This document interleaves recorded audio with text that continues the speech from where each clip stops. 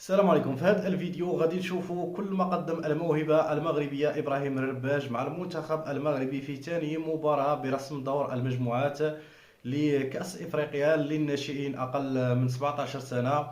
المباراة اللي لعبوها اليوم أمام منتخب إثيوبيا وقدروا أنهم يديروا اليوم ريمونتادا بعد ما سجلوا إثيوبيا الهدف الأول في الشوط الأول. في الشوط الثاني المنتخب المغربي كيتعادل ثم كيسجل الهدف ديال الفوز في اخر الدقائق. ابراهيم الرباج قدم مباراه رائعه بالرغم من الحراسه اللاصقه اللي كانت مفروض عليه، الا انه قدم مباراة جيدة. نخليكم أصدقائي مع تحركات، انتم شوفوا التحركات وكذلك الملخص الكامل لهذه المباراة، واعطونا الآراء ديالكم في التعليقات. هنا في أرض المملكة المغربية هناك حدث سيستمر على مدار 5 سنوات، بطولة العالم للناشئات.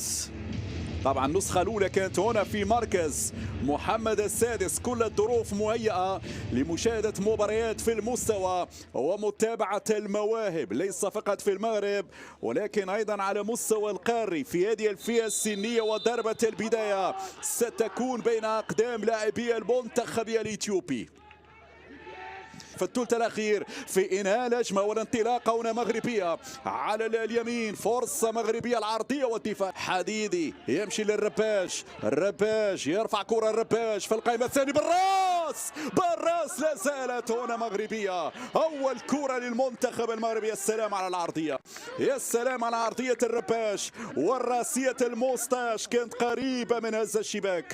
في القائمه الاول لا زال هنا وإمكانية التسديد لكن على المرمى. الكرة في منتهى الخطورة على مرمى المنتخب الإثيوبي.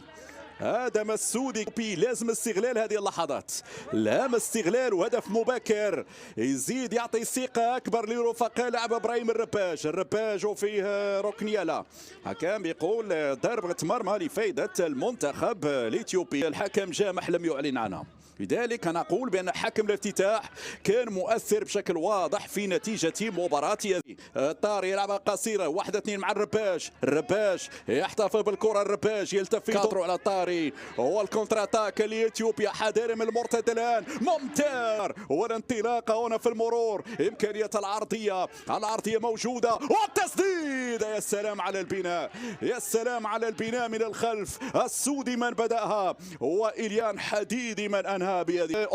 خطأ في التمرير، خطأ في التمرير.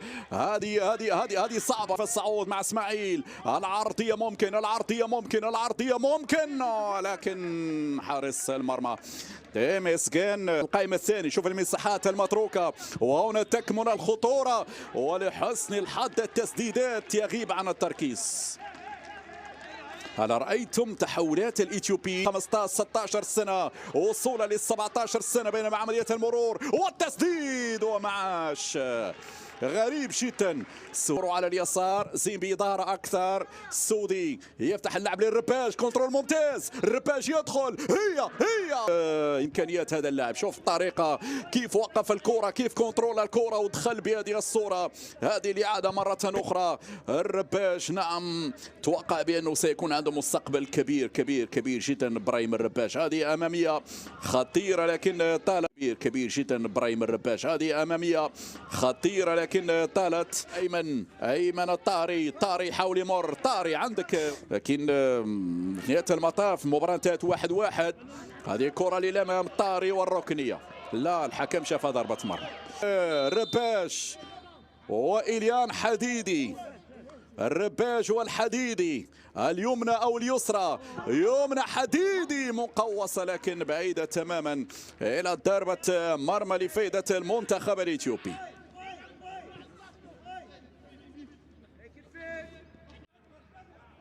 إذا تمشي كرة على اليسار للرباج قريب منه، استلم الكرة، الرباج وسط لاعبين، الرباج الآن صارت المحاصرة. إثيوبيا في تحولات تكون خطيرة. هذه العرضية والهدف الأول، والهدف الأول لفائدة المنتخب الإثيوبي.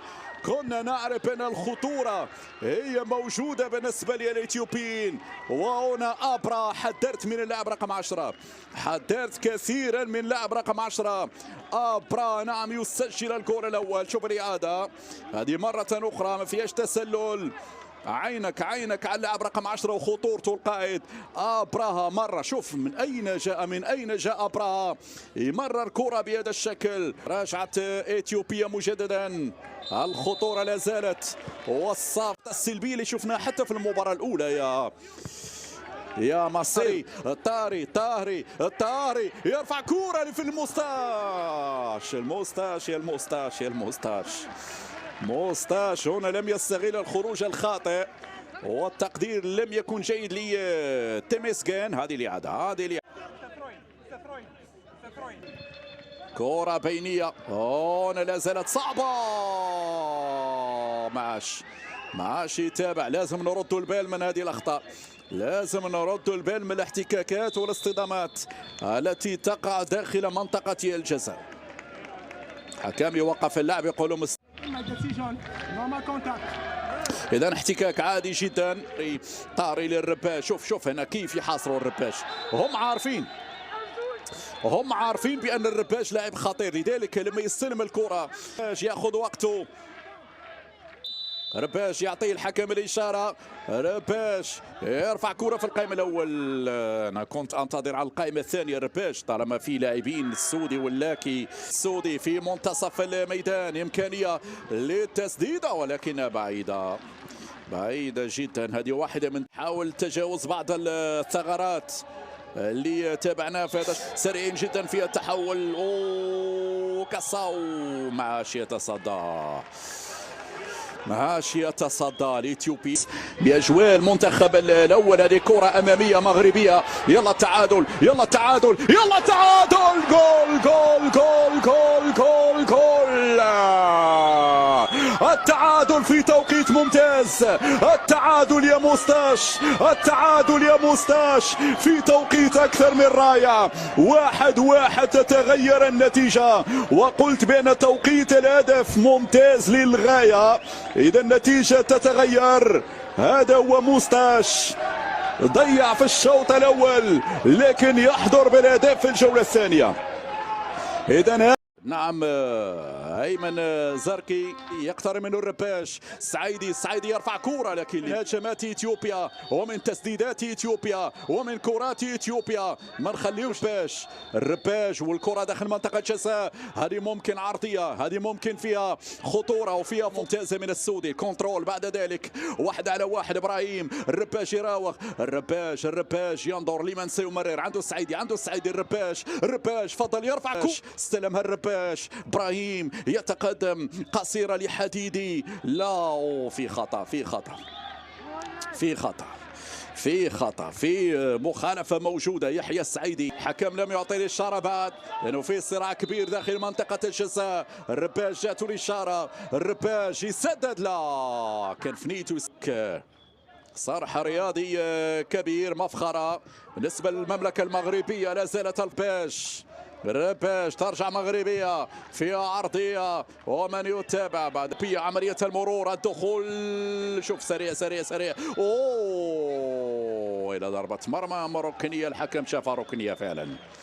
غير معقول، لاعب تفوق على 4 لاعبين، لاعب فقط، والوقت كذلك يمضي بسرعة. هذه كرة وصلت على جهتها اليمنى. شوف كيف متكتلين وكيف كاساو يمرر.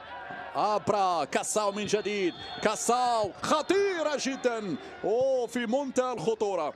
هذه أصعب كرة للمنتخب الإثيوبي في هذا الشوط، أصعب كرة للمنتخب الإثيوبي في الشوط المباراة الثاني. الضربة الراسية. شوف هنا ربما بعض الشيء. هذه كرة الثاني. التسديد والحكم شاف لمسة يد. الكرة هنا ولمسة يد على لاعب اسماعيل العود. هذه الإعادة مرة أخرى والتحضير. الحكم خلى اللعب. زيمبي الآن يرفعها.